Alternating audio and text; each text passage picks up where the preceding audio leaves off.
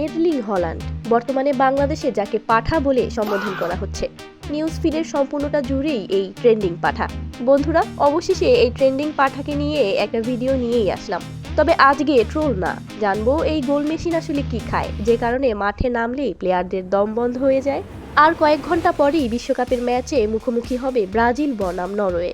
এখন বাংলাদেশের ফুটবল প্রেমীদের একটাই প্রশ্ন, এই ট্রেন্ডিং পাঠা ব্রাজিলের প্লেয়ারদের সঙ্গে কি করবে, নাকি ব্রাজিলই হল্যান্ডকে থামিয়ে দেবে?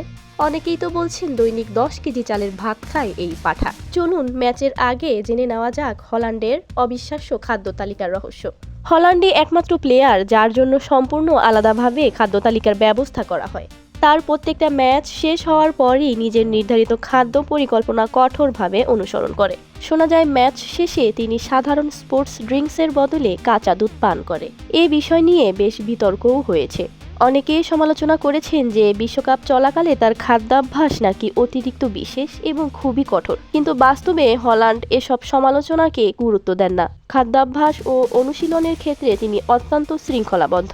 জানা যায় প্রত্যেকদিন তিনি প্রায় 600 ক্যালোরি গ্রহণ করেন। তার খাদ্য তালিকায় উচ্চ প্রোটিন সমৃদ্ধ খাবার থাকে, যেমন কাঁচা গরুর মাংস, জিঙ্ক ইত্যাদি, যা শরীরের পুনরুদ্ধার ও ফিটনেস ধরে রাখতে সাহায্য করে। কারণ উচ্চমাত্রার ম্যাচের পর শরীরের প্রচুর শক্তি হারায়, তাই তাকে দ্রুত নির্দিষ্ট পুষ্টি গ্রহণ করতে হয়। নরওয়ে জাতীয় দলের ভেতরেও তার জন্য বিশেষ খাদ্য ব্যবস্থা রয়েছে।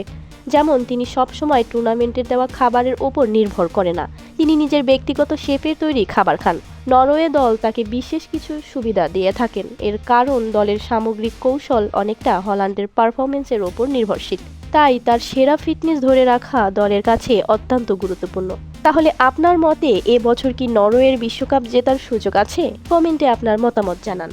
এবং এবার বিশ্বকাপ থেকে কোন দল বিদায় নিচ্ছে, কমেন্টে আপনার মতামত জানাতে ভুলবেন না।